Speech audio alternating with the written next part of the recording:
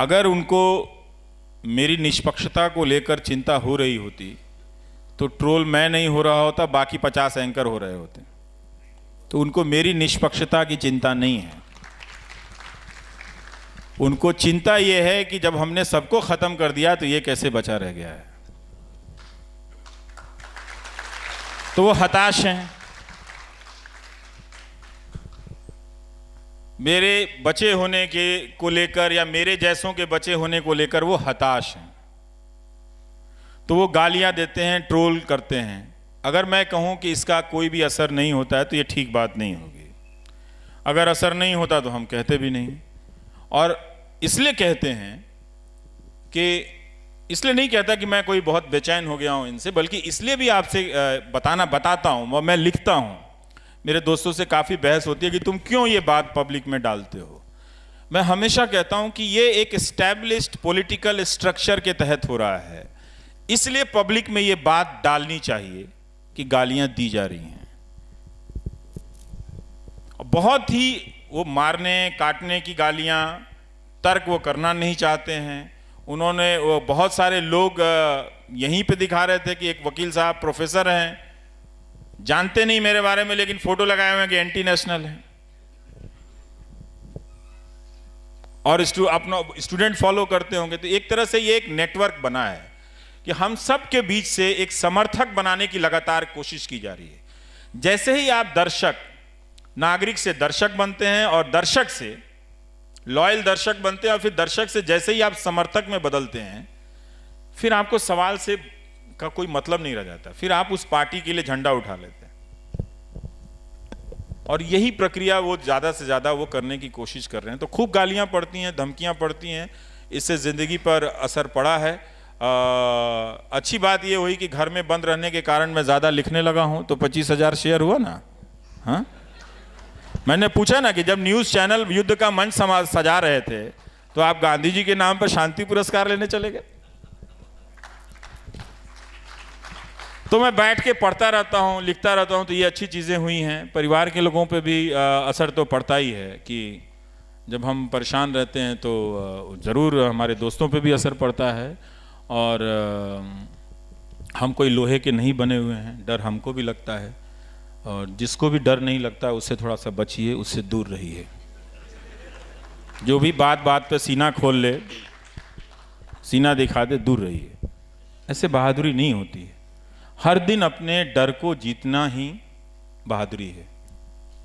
हर दिन अपने आप को बहादुर घोषित करना बहादुरी नहीं है।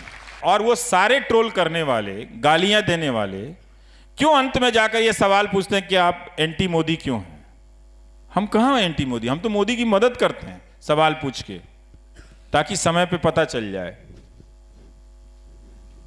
तो बहुत ही खराब हालत है मीनाक्षी। और ये सामान्य, मैं यही सोचता हूं कि आम नागरिक के अंदर जब ये भय बैठता होगा तो वो कितना भयानक होता होगा। मुझे तो फिर भी इसकी आदत हो गई। अगर आपके फोन पे कोई 4 दिनों तक लगातार हजारों की संख्या में फोन और 3,000 से ज्यादा मैसेजेस भेज दे गालियों के, उनको देखना, उनको डिलीट करना, सबको एक बार में नहीं कर सकता, क्योंकि पहले के कुछ मैसेजेस बहुत ज़रूरी होते हैं, उसको रखना पड़े, इसलिए आप सबको एक साथ बल्क में डिलीट नहीं कर सकते हैं। उनको डिलीट करने के लिए ही मुझे रोज़ 3-3 घंटे 4-4 घंटे बैठकर ये करना पड़े, तो ये वो काम कर सकते हैं। तो इसीलिए उन्होंने क्या किया है कि इसके ज़रिए पब्लिक के बीच में ही पब्लिक को एक दीवार बना दिया है। वो इस लड़ाई में अब सामने नहीं है, वो उपदेशक हैं। 7 दिन तक लड़ाई हो जाए, फिर वो कह सकते हैं कि हमारी लड़ाई कश्मीर को लेकर है, कश्मीरी लोगों से नहीं है। वो कह सकते हैं, क्योंकि उनको बहुत सारी रैलियां करनी होती, तो कुछ ना कुछ कहना है तो कहीं ना कहीं कुछ कह देते हैं वो। तो ये एक व्यवस्था बनी है जिसको उन्होंने लेजिटिमाइज किया, या उनकी पार्टी की पॉलिटिक्स ने लेजिटिमाइज किया है। ये अब 5 साल के बाद अगर आप नहीं देख पाएंगे तो कब देख पाएंगे? ज्यादातर ट्रोल करने वालों को वो क्यों फॉलो करते हुए नजर आते हैं? और वही सिर्फ ट्रोलिंग की बात नहीं है, उनके पार्टी के जो नेता हैं, जो आईटी सेल के जो व्हाट्सएप ग्रुप में जो मैसेजेस चलते हैं, सबकी भाषा एंकर से लेके वहां तक एक हो गई है, और वो सब एक दिशा में जाती हुई दिख रही है। तो हम लोग सोशल साइंटिस्ट भी हो गए हैं, देखते देखते तो समझ में तो आती है ना बात की ये बात आ कहाँ से रही है और जा कहाँ से रही है। तो बहुत ख़राब है, इसको रोज़ झेलना, गालियाँ बच्चों के बारे में, परिवार के बारे में झेलना। हम सब अपनी माँ को बहुत प्यार करते हैं, सिर्फ उन्हीं की माँ नहीं है कि जो जाके बैंक में लाइन लगा के फ़ोटो खिंचवा लें। मेरी भी माँ है और मैं भी अपनी माँ की बड़ी इज्जत करता हूँ। न्यूज़ रूम की आप आलोचना करते रहे हैं, पर मीडिया का जो एक तबका है जो जिस तरीके की हरकतें कर रहा है सब वाकिफ हैं। नहीं, वो एक तबका नहीं है, वो बड़ा तबका है। जी, बहुत 900 चैनल हैं इस देश में। हम तो 2 ही 4 चैनल को जानते हैं, पर ये काम कई 100 चैनलों से हो रहा है। पर मीडिया में खुद को इवैल्यूएट करने की, अपना खुद का आकलन करने की कोई ऐसी रिवाज नहीं रही है। ऐसे में आप किसी कॉन्क्लेव में जाते हैं, किसी संगोष्ठी में जाते हैं, वहाँ बड़ी नैतिकता की बातें होती है। वही संपादक जो न्यूज रूम में ऊप्स मूवमेंट और तैमूर डेस्क बनवा रहे हैं, ऐसे लोगों से मैं थोड़ा दूर रहने लगा हूँ आजकल। जी, मेरा सवाल यही है कि ये जो नैतिकता है, ये जो आदर्श है, सिर्फ संगोष्ठियों और कॉन्क्लेव में क्यों है, न्यूज रूम में क्यों नहीं है? नहीं रहेगा, क्योंकि यही तो, अगर वो उन्हें पता है कि वो न्यूज़ रूम में कुछ बातें कहनी है, सबके पास एक भीड़ है ना, तो उनके भी कार्ड बढ़ जाते हैं, लोग आ जाते हैं, तो वो सोचते हैं वो जो बोल रहे हैं वो सत्य बोल रहे हैं। लेकिन अपना इवैल्यूएशन ही नहीं होगा। ये जो देखिए आप हिंदी के अखबारों के संपादकों का हाल देख लीजिए। हम न्यूज़ एंकरों की तो आलोचना होती है, उनके एडिटोरियल देखिए कितने ख़राब हो गए। और यही नहीं, कैसे पत्रकारिता को ख़त्म किया जा रहा है। मैं एक हिंदुस्तान अखबार देख रहा था कि 80-85 खबरों में कोई मुश्किल से 10-12 बाईलाइन भी नहीं है, जबकि वो बहुत बड़ा अखबार है। कुछ अखबारों में संपादकीय भी आना बंद हो चुके हैं। तो कैसे लिखेंगे? नाम से तो लिखने से अच्छा है, झमेला लेने से तो नहीं। आज छपते हैं वैसे, लेकिन वो पत्रकारों के नाम तक नहीं है। तो जर्नलिस्ट को भी फेसलेस बनाना है और जो न्यूज़ रिपोर्ट है उसको भी इंफॉर्मेशन लेस बनाना है। अभी तक जो आप अखबार पढ़ते हैं, अखबार पढ़ने से पढ़ना नहीं आ जाता है। ज़रा ध्यान से एक एक न्यूज़ आइटम को पढ़िए, तब आपको ये खेल पता चलेगा। ये मेरा मसला नहीं है, ना तो ये आरफा खानम शेरवानी का मसला है, ये इंस्टीट्यूशनल मामला है। और व्यक्तियों का, 2-4 व्यक्तियों का होना भी बहुत दुखद है। क्यों 2-4 व्यक्ति होने चाहिए जो अपने व्यक्तिगत तौर पे कर रहे हैं, या क्यों 2-4 वेबसाइट होनी चाहिए? 900 न्यूज़ चैनल हैं। आज आप एक भी न्यूज़ चैनल का नाम नहीं ले सकते कि ये जर्नलिज्म कर रहा है। तो काहे के लिए आपके घर में है? तो अंदर नहीं है। जो हमारे प्रेस की जो बॉडीज़ हैं, जो बनी हुई हैं संस्थाएं हैं, वो बहुत काम की नहीं हैं, बहुत काम की नहीं हैं। उनमें भी वही सब लोग हैं, और जो लोग भी होंगे तो क्या कर लेंगे? वो एक निंदा कर देते हैं, कंडेम कर देते हैं, वो ट्विटर पे आ जाता है, वो चलता फिरता कहीं गायब हो जाता है। लेकिन स्थितियां वैसे ही बनी रहती हैं। उनके ये कह देने से कि बरखा दत्त को, रोहिणी सिंह को, आरफा खानम को, मुझे अभिसार को ट्रोल किया जा रहा है, ये ठीक नहीं, हम इसका विरोध करते हैं, कोई फर्क नहीं पड़ रहा है। क्योंकि फर्क आपको नहीं पड़ रहा है, लोगों को फर्क नहीं पड़ रहा है। और लोगों को फर्क नहीं पड़ना ही कई बार मुझे लगता है कि ये इस बात का प्रमाण है कि जो इन न्यूज़ चैनलों पर दिख रहा है वो शायद हिंदुस्तान में हो गया है। भारतीयों को यथास्थितिवादी कहा जाता था और ये सब दिखाई पड़ रहा है कि वो यथास्थिति में खुश हैं। अजीब तरह का, मतलब ये स्टेटस को तो नहीं है, क्योंकि जो हमने बुनियाद कायम की थी उसका रेफरेंस पॉइंट बदला, उसको पूरा ध्वस्त किया इन चैनलों ने। अब आप देखिए कि वो कहाँ से कोई सवाल पूछ रहे हैं, है ना। तो अगर आप देखें तो ये एक पुराना स्टेटस को था वो ध्वस्त हो गया है। एक नई चीज़ इन्होंने बनाई तो ज़रूर है, और जिसमें जो अमर्यादा है, जो अनैतिकता है, उसको प्रतिष्ठित किया है। जो पहले से चली आ रही थी उसको स्थापित किया है, प्रतिष्ठापित किया है। तो जो अमर्यादाएं हैं, जो अनैतिकताएं हैं, उनको नैतिक बनाया है, उनको मर्यादित किया है। ये काम तो इन्होंने किया ही है कि अब आप चैनलों पर आकर देखिए। एक चैनल पे मैं देख रहा था कि 2 आर्मी के सज्जन रिटायर्ड जानकार बैठे हैं, और बगल में एक प्रवक्ता कह रहा तेरा नेता लुच्चा है, तेरा नेता लुच्चा है, और ये लुच्चा है, वो लुच्चा चल रहा था उसमें। मैं ये सोच रहा था कि अच्छे भले लोग भी जाकर इस गंदगी को क्यों लेजिटिमाइज कर रहे हैं? वो क्यों जाते हैं? हिंदुस्तान की आर्मी जेंटलमैन आर्मी कही जाती है, वो क्यों ऐसे एंकरों के बगल में बैठते हैं?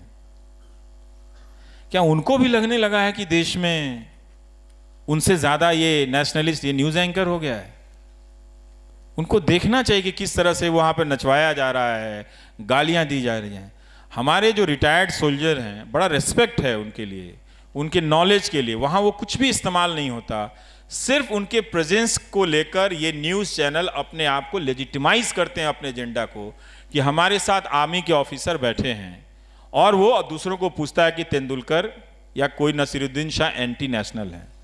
मैं इन सेना के बेहतरीन अफसरों से गुजारिश करता हूँ कि आप प्लीज़, आप हमारे लोकतंत्र के सबसे मजबूत प्रहरी हैं, आप अपने अनुभव और ज्ञान का इस्तेमाल इन बंदरों के जरिए लोकतंत्र के खात्मे में साथ मत दीजिए। वरना 10 साल बाद जब कोई YouTube में जाकर देखेगा तो आप नजर आएंगे कि आप वहां पर बैठे हुए थे, क्योंकि वो ये नहीं बोल पाते कि तुम कैसे बोल सकते हो। मैं हूं, मैं जानता हूं, मैं आर्मी मैन हूं, मैं जानता हूं जान की कीमत क्या होती है, शहादत की कीमत क्या होती है। जब गोली चलती है तो हमारे घरों के भीतर कितनी गोलियां चलती हैं। तो हमारे जेंटलमैन आर्मी के जो जितने भी रिटायर्ड अफसरान हैं, उनको ये बात समझना चाहिए कि एंकर उनकी मौजूदगी का इस्तेमाल कर रहे हैं। प्लीज़ वो ऐसा ना होने दें। उनका नॉलेज बहुत कीमती है।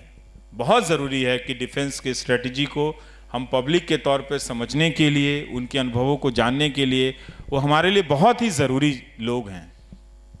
लेकिन उनको बिठाकर भाषा की मर्यादा टूटे, जो खुद उन्होंने अपनी ज़िंदगी में नहीं की, अपनी कमांड के यूनिट में कभी नहीं होने दिया, और अब जाकर एक शाम बिताने के लिए आप बैठे हैं जहां पर उस तरह का प्रोपेगेंडा एजेंडा चल रहा है। आपने जिस सेना को लीड किया उसमें कभी भी आपके दिमाग में ये बात नहीं आई, ना आने दिया आपने कि हम हिंदू मुसलमान अलग हैं, और इन चैनलों पर सारा एजेंडा चल रहा है और आप बैठे हुए नजर आ रहे हैं। मत आइए। अगर सेना से रिटायर हो गए हैं तो इन न्यूज़ चैनलों से भी रिटायर हो जाइए, छोड़ दीजिए इनको छोड़िए आप। हमारे पास यही एक लोकतांत्रिक तरीका बचा है कि आप इनको छोड़ दीजिए, वरना ये हम सबको छोड़ने लायक नहीं छोड़ेंगे ये लोग। हम सब इसी सड़क पे कहीं घेर के मार देगा, कोई आपको मार देगा, कोई सुबोध सिंह को मार देगा, कोई अखलाक को मार देगा। मरेंगे वो सब जो चुप हैं।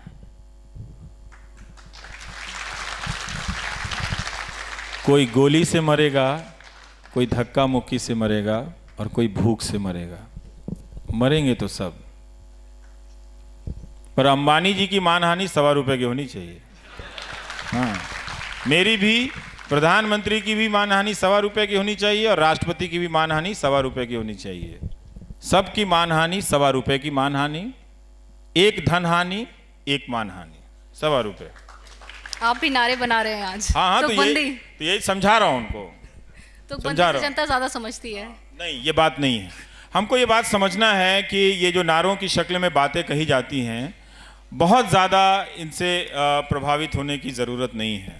वो पॉलिटिक्स में लोग अपने आप को कम्युनिकेट करने के लिए कहते हैं, लेकिन आप सिटीजन हैं, अपनी नागरिकता को बचाइए।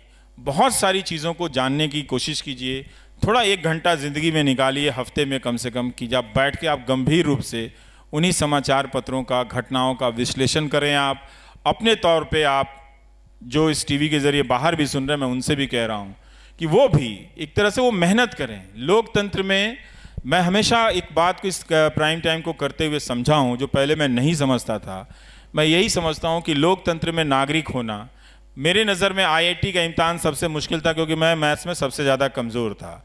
तो मैं हमेशा मानता हूँ कि लोकतंत्र में नागरिक होना IIT के इम्तहान की तैयारी से भी मुश्किल काम है। ये फोकट का काम नहीं है। तो बहुत मेहनत कीजिए, और बहुत मेहनत से संस्थाओं में भागीदारी कीजिए। जो संस्थाएं खड़ी हो रही हैं, आप उनको सपोर्ट कीजिए। आप याद रखिएगा कि जिस दौर में लोग इतिहास मिटा रहे हैं, उसी दौर में आप वो हैं जो इतिहास बना रहे हैं। द वायर के और वीडियोस देखने के लिए सब्सक्राइब करें और बेल आइकन पर क्लिक करें। स्वतंत्र पत्रकारिता की आर्थिक मदद करने के लिए डिस्क्रिप्शन में दिए गए लिंक पर जाएं और अपनी राशि चुनें।